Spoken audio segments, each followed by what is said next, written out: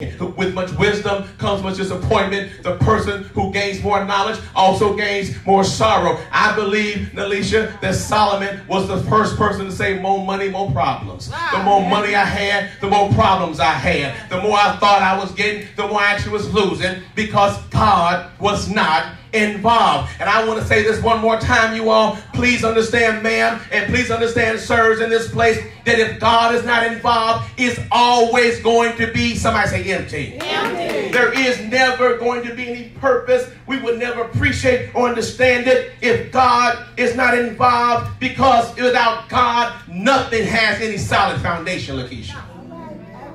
So the Bible helps us understand, Jones, that while many people think that discovering our purpose is challenging, we still go through the motions.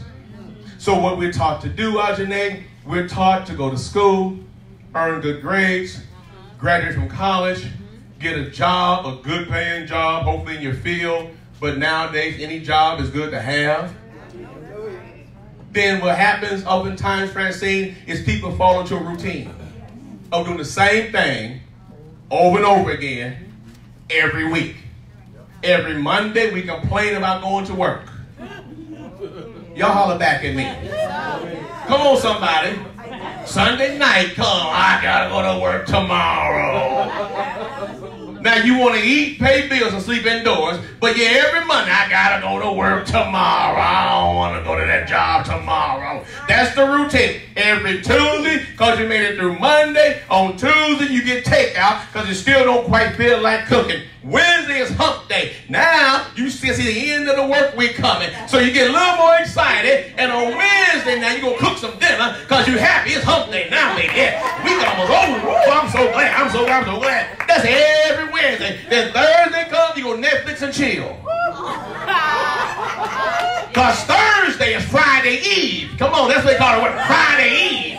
And Friday the last day of the week. So Friday Eve, I'm going to Netflix and chill, because Friday come and I just got paid. It's Friday night.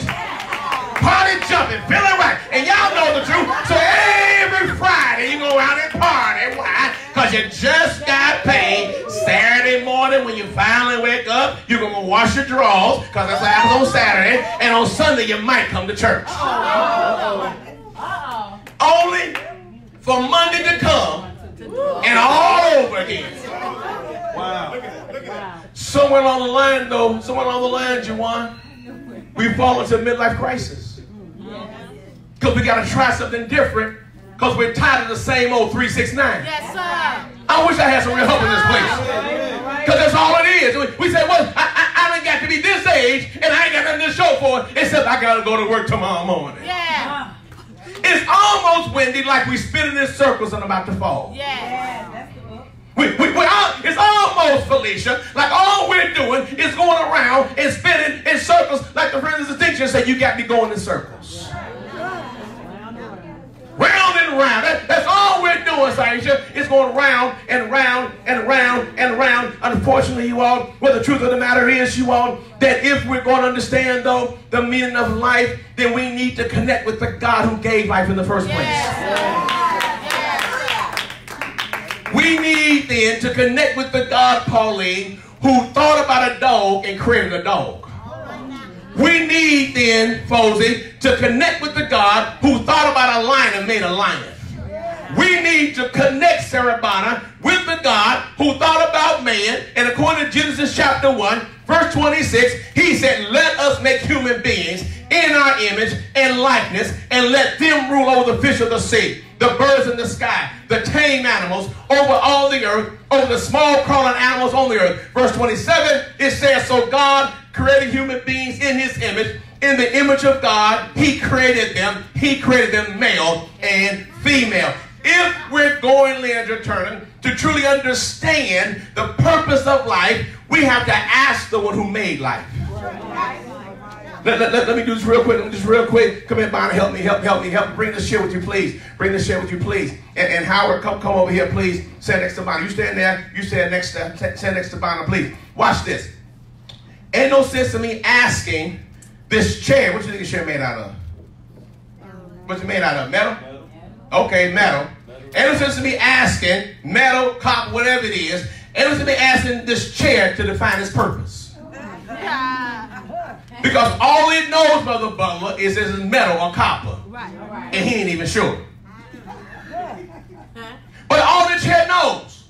So if I really want to know the purpose of this chair, I shouldn't ask the chair, and apparently I shouldn't ask him either. If I want to know the purpose of this chair, I got to go to the creator of the chair. See, because what people do, Jones, is sometimes people take a chair, and when I say that, I need y'all to holler back at me real quick. Some people take and standing chairs to change light bulbs. Come on, don't y'all play with me. I ain't gonna tell nobody. I ain't gonna tell Ocean, y'all. Yeah. Some people who get sleepy enough, they'll put 2 or 3 next to each other and lay down on them. Some people, you all, would take their property and sit in the chair like it's a dresser.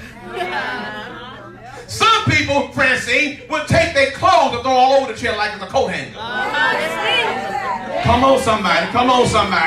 Some who don't feel Jeanette like going to the laundromat would take and wash them clothes and hang on the chair like it's a dry, so it can air dry. I need y'all to holler back at me real quick. And if Kaya, I decide to go to the creator and say my chair got rusty, the creator can look at me and say I want my money back, a new chair. The creator can look at me and say, wait a minute, you didn't use it for its purpose. You decided to use it as a clothes dryer, and not what I designed. I designed it for your behind, not your head. Now here's the other problem with that thing, Belle. If I misuse this chair in a purpose the creator didn't make it for, and try to stand on it, I can fall, hurt myself, it may slip, and it may break, so I may hurt myself or the chair also, because I used it outside of its created purpose.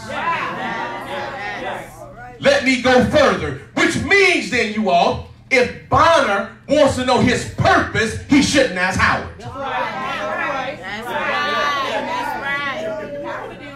If you want to know your purpose, stop asking the people you hang with. See, y'all trying to be cute in this place. Well, I'm going to be getting the actual factor right now. If you want to know your purpose, stop asking the people who don't know their purpose either. Because here's what happens, Kimberly Cato. If he asks him his purpose, it depends on what he needs, but that might give the answer. So if he needs money, he may say your purpose is to give me money. Come on, y'all know some people like that. They only call when they want to hold a little something from you. Because they think that's your purpose. Yeah. If he wants to misuse him or abuse him, Makita, then he would tell him and try to misuse him and abuse him because he thinks that's his purpose. And if he does not know his real purpose, Lakeisha, he can be injured, and if he gets frustrated enough, he may injure him right back. So if he wants to know his purpose, he has to not go horizontally and ask people like him. He needs to go vertically and ask one who created him. Because the only way you will ever know your purpose, you got to connect with the one who gave you life in the first place. Thank you, brother. Somebody bless God that God will tell you your purpose when you ask him. Your purpose, somebody say, comes from God. Your purpose comes from God. You see, your life is meaningless